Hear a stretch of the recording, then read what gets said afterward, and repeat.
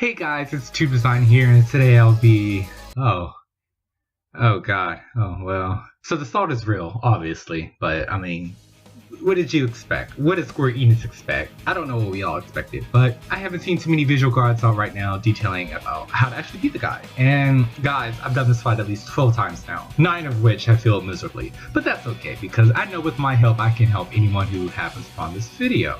Make sure you do skip to the number I provided down below for the actual tutorial, and not me just making sure time runs on, because I would never want to do that to my viewers. Anyway, I do want to make sure we get some things listed off before I immediately go straight into my tangent. You will be performing this duty with up to 72 other players at once. Have you ever been in a room with 72 other people? If you have, I'm sure you know how chaotic it can be. If you haven't, well, today's the day you find out why I absolutely hate working in teams, so congratulations for that. Like seriously, working with 71 other people is absolutely dreadful. You can bet you'll wipe more than once. But our overlords at Square Enix wills it, so like the puppets we are, we must obey. Right now, for any of my Final Fantasy XIV subscribers, this dungeon has the chance to drop an extremely powerful weapon. If you haven't read the patch notes, because I'm sure a few of you probably haven't read the patch notes already, but that's what the craze is about right now, is the Diadem. It's a powerful weapon, a random choosing by RNG Jesus. That's random number generator. For those who don't know, that means it's very random. They'll choose a number, and if you get the number, you'll win it. RNG Jesus is a little stingy, especially this time around, so you're probably not going to even get your weapon, but hey, at least you can run this at least 2,200 times. But if you're like me, and stubborn is your middle name, you know how middle school the chances are getting the weapon is. You can come ahead anyway. The weapon it drops is an item level of 280, which means that at this current point of time, that weapon is the best in slot, or BIS for short. For relic users, I'm sure you know the salt that you're feeling right now, and I feel your pain. For those who are feeling salt, I'm sure there's relic users who pretty much don't care. I don't care, but I don't have a relic, so I don't have anything to compare it to. I'm just hoping I get lucky with it before Stormblood comes out, and then I'll just, you know, obviously go to that. But anyway, the weapon has random stats, so you can expect stats such as parry, determination, critical rate, and all that good stuff.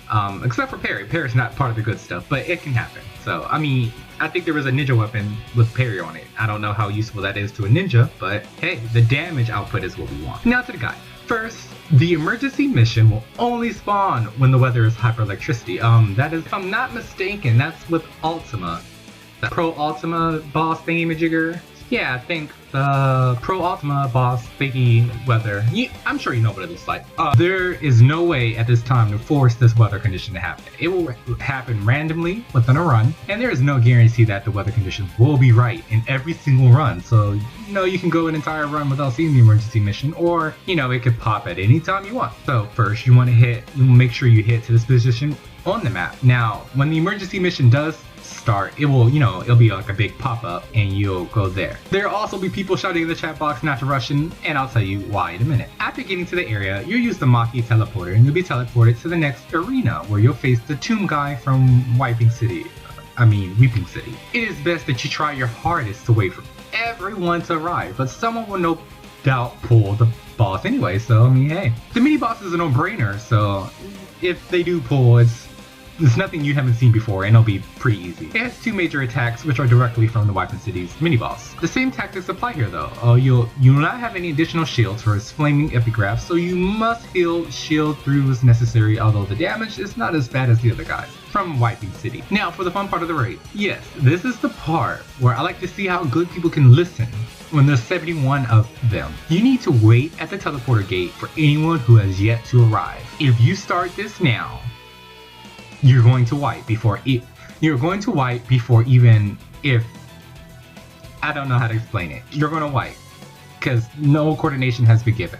And you'll know why in a minute once I get there. But I'm going step by step. Right now there are 4 crystals. One in the north, which represents ice. The west is lightning, the east is wind, and the center is arcane. Resproot needs to call out what teleporter they're going to use. This is because in the next room there's 3 large arenas where 3 large ads are. A few people have recommended that if you feel it's necessary, have someone in your group change to a tank to off-tank any ads that the group will miss. if they miss. Hopefully no one misses any of the ads and everyone's taking their respective corners. But this is just to ensure that if at the event that the main tank dies, the off tank can grab immunity as fast as possible. Every group will head into the respective teleporter. If your group has no teleporter to go into, meaning every group has called a teleporter but your group, you will be in charge of the center teleporter or the arcane teleporter. Here's where coordination becomes absolutely detrimental. The middle is in charge of making sure that the stone in the middle of the arena stays alive. The various spawning ads will march toward the middle of the arena. The woes of mocks are what they're called. You must make sure that these do not reach the middle stone. If they do, the main boss, Beer, will spawn and be buffed and will one hit kill anything in its path before you're able to even do anything. After everyone has headed to the arena, start by having all tanks pick up the presidential hounds in the middle of the room. These need to be burned down, otherwise they'll start stacking bleed on your party members, a debuff that will damage your health, every tick. And it's going to start hurting after a while because you still have to follow other mechanics. There's 2 presidential hounds, so that that doubles the bleed debuff.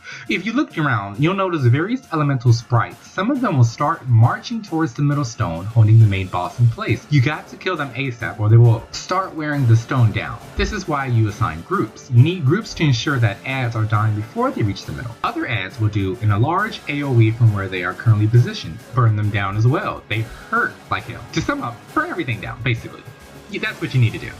For the large ads, you have the Ice Legatus, Wind Legatus, and Lightning Legatus. All 3 ads are very strong and will require constant healing awareness for this fight. This is like a healer check, basically. So I only emphasize the fact that the healers have to do a wide variety of things only because there's going to be people dying left and right, and I want to make this clear is that you should probably just respawn. Do not take a revive. Healers, don't waste your time with reviving. It's not going to work. So don't worry if you see someone die. They're probably going to respawn anyway, and I advocate that you do respawn so you can make sure your tank doesn't die. Now onto the ads. Each Legatus has its own attacks, but they're all stuff you've seen before, so I don't feel it's necessary to mention any of their attacks, as this phase of the fight is very easy provided the healers know how to heal. Once the presidential ads have been defeated, the fight's most likely won. It's very hard to wipe at this point unless a tank dies and then all the ads start wreaking havoc. I would like to also mention that if under any circumstances a tank is to die and there's no off tank to regain aggro, it is possible to save the raid. It's highly unlikely, but it could happen. For the tanks, you would most likely need to hurry up and respawn and get back down there and try to grab aggro as fast as you can to save the raid. Otherwise, everyone's going to kind of hate you for that. But at this point, each group will have finished up the Legatus, and you will move on to the amplified crystals at the end of each arena, where you fight the Legatus. Those are what will buff Buer when he spawns. Burn them down after each Legatus is killed. Once they're destroyed, Mighty Buer will spawn. He's pretty cool looking, and I kind of want a minion of him. Besides the point, the only things you have to watch out for are his meteor AoEs, a large fire attack that will hit for a large amount of damage to a large section of the arena, and his charging attack. What this charging attack does is that it will repeatedly burst fire at the entire group. It can only be mitigated by stepping on one of the platforms with a red surface. They light up when 6 people are in the large pads. Each platform will need a minimum of 6 players on them. If there's any less, the flame attack will hit and healers will just have to heal. And I want to emphasize again that at this point of the fight, it's really hard to wipe. Even if 6 people don't get on the pads all at once, the damage is pretty healable. Nothing's too hard in this fight at this point. You should probably be close to a victory. It's very rare to wipe at this point. It's kind of just, the whole point of this fight really is to make sure your coordination is on point. If it's not on point, then the battle becomes unwinnable. It's simple as that. So to conclude, this is a pretty easy fight. Yeah, I died because I ended up lagging at the end of the battle. I mean, you have 72 people on a single instance at once. Like, no, my PS4 was about to explode, and it was trying to process all that data, and it wasn't happening. I started lagging. It was really hard for me to heal. That's why, if you're wondering why I'm not helping DPS, is because at this point I just didn't want to let anybody die. I didn't want to let a tank die. I hope all of you guys enjoy, and just know that you probably won't get yours on the first time, but hey, let's be salty together.